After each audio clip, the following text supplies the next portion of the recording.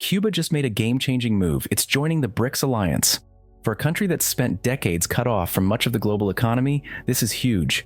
It could open doors to new trade partners, fresh investments, and a bigger role on the world stage. To really understand why this matters, let's rewind a bit. For over 60 years, Cuba has been stuck under a strict U.S. embargo. That means American companies can't do business there, and Cuba has been blocked from key financial networks. This all started in the 1960s after the Cuban Revolution. The U.S. saw Cuba's shift toward communism as a threat and tried to isolate it, hoping economic pressure would push the government toward capitalism.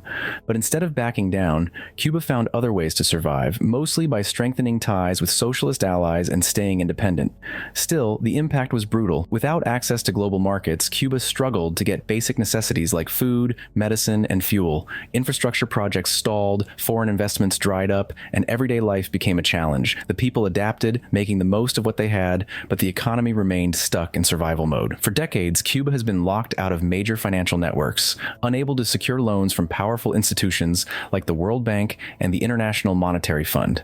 Without access to these global credit systems, the country struggled to fund crucial projects, whether it was upgrading roads, building new hospitals, or expanding industries. This financial blockade didn't just affect the government, it shaped the daily lives of ordinary Cubans. Essentials like food, medicine, and fuel became hard to find, forcing families to make do with less. A simple trip to the store often meant facing empty shelves or long lines for basic goods. One of Cuba's biggest strengths, its healthcare system, also felt the impact. The country had built a reputation for medical innovation, training world-class doctors, and developing groundbreaking treatments.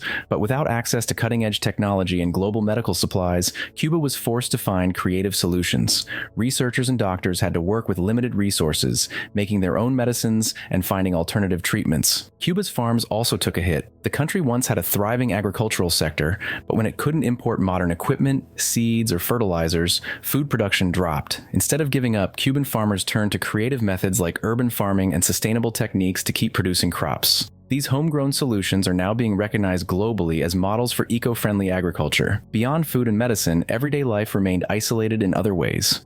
Traveling abroad was difficult, and access to international business and technology was severely limited.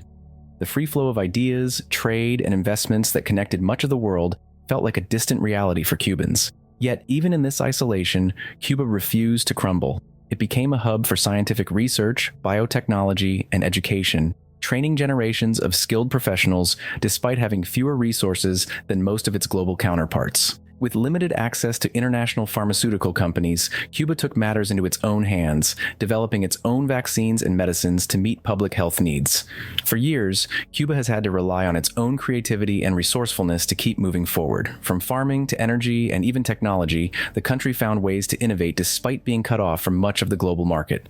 With limited access to imports, the government prioritized making things locally. This meant pushing for alternative energy solutions like solar and wind power and encouraging scientists to develop homegrown solutions in medicine, engineering, and agriculture. But no matter how hard Cuba tried, one thing remained a constant roadblock: the embargo. Without access to international markets, Cuba's economy could never reach its full potential. Trade restrictions made it difficult to sell goods abroad or attract large-scale foreign investments. To survive, Cuba turned to friendly nations like Venezuela, Russia, and China, building new trade partnerships and financial agreements.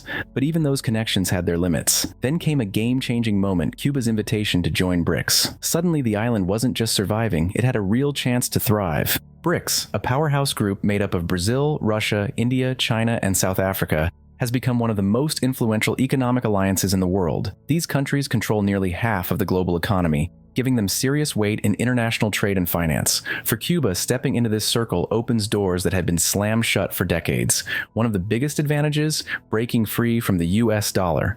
BRICS nations have built alternative financial systems that allow Cuba to trade using different currencies or even barter agreements, sidestepping the restrictions that have long held it back. And that's not all. Cuba now has access to massive development funds from BRICS banks, including the New Development Bank. This means money for long overdue projects, upgrading power grids, improving hospitals, modernizing industries, and rebuilding infrastructure that had been left to deteriorate.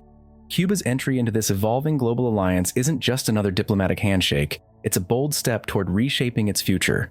For decades, the island has been sidelined by Western financial institutions and economic restrictions, forced to navigate a world where its access to trade, capital, and resources was severely limited. Now a door has opened and Cuba is walking through it with a renewed sense of purpose. What makes this shift even more significant is Cuba's strategic location. Sitting at the crossroads of the Caribbean, North America, and South America, it offers a natural bridge for international trade. Countries looking to expand their economic footprint in the Western Hemisphere need reliable trade hubs, and Cuba, particularly through the port of Mariel, is primed to serve as one. Mariel isn't just any port. It has been undergoing major upgrades to handle larger vessels and higher trade volumes. It's already positioned as a logistical hub, and with Cuba's deeper integration into new economic partnerships, it could become the main artery for goods moving between Latin America and emerging global powers. This shift could make Cuba an essential player in the global supply chain, with cargo ships carrying everything from agricultural products to advanced technology passing through its waters. But Cuba's value isn't just about trade routes and geography. Despite decades of economic hardship, it has managed to build one of the world's most respected medical and biotechnology industries. The country has pioneered treatments for diseases like lung cancer, developed cost-effective vaccines, and even sent medical teams abroad to assist during health crises. Now, imagine what happens when Cuba's medical industry gains direct access to new funding, technology, and larger markets. Instead of working in isolation, Cuban scientists and researchers can collaborate with some of the most advanced economies, scaling their innovations and making Cuban-developed medicines available on a much broader scale. This not only benefits Cuba's economy, but also strengthens global healthcare networks. At the same time, Cuba has long championed sustainable development, not out of choice, but out of necessity. Limited access to fossil fuels and industrial supplies push the country to explore alternative solutions, leading to widespread use of organic farming, solar energy, and wind power. These efforts made Cuba an early adopter of green technology even before much of the world began prioritizing climate action. With its entry into a new economic framework, Cuba's expertise in sustainable agriculture and renewable energy could gain the recognition and investment it needs to grow. Nations looking to transition away from fossil fuels could turn to Cuba's model, while financial support from new economic partners could help modernize and expand Cuba's green initiatives. Beyond trade and innovation, there's also the question of politics and power. For decades, U.S. foreign policy has been built around isolating Cuba, using economic sanctions as a tool to keep the island from gaining influence in global affairs. But as new alliances form, that strategy is becoming less effective. Cuba's deepening ties with China, Russia, and other rising economies send a clear message. The world is moving toward a more multipolar order. No longer is economic power concentrated in the West. New financial systems and trade networks are being developed that challenge long-standing institutions. Cuba, once seen as an isolated outlier, is now becoming a key player in this shifting balance of power. By aligning itself with nations that are actively building alternative financial structures, Cuba is positioning itself to bypass traditional economic barriers. If these new systems gain traction, Cuba could conduct trade and secure funding without relying on Western financial approval. This move not only strengthens Cuba's economy, but also reshapes the geopolitical landscape of the Western Hemisphere. For the first time in decades, Cuba has a real opportunity to break free from economic constraints that have long dictated its development. Access to new trade markets, financial institutions, and global investment could fuel a much-needed economic revival. Infrastructure projects that have been stalled for years due to lack of capital could finally receive funding. The country's healthcare system, already known for its innovation, could expand its reach and become a hub for medical advancements. Tourism, another vital sector, could see a resurgence as Cuba gains stronger global ties. But perhaps the biggest change will be in how Cuba is perceived, not as an isolated island struggling under sanctions, but as a growing force in a new global economic order.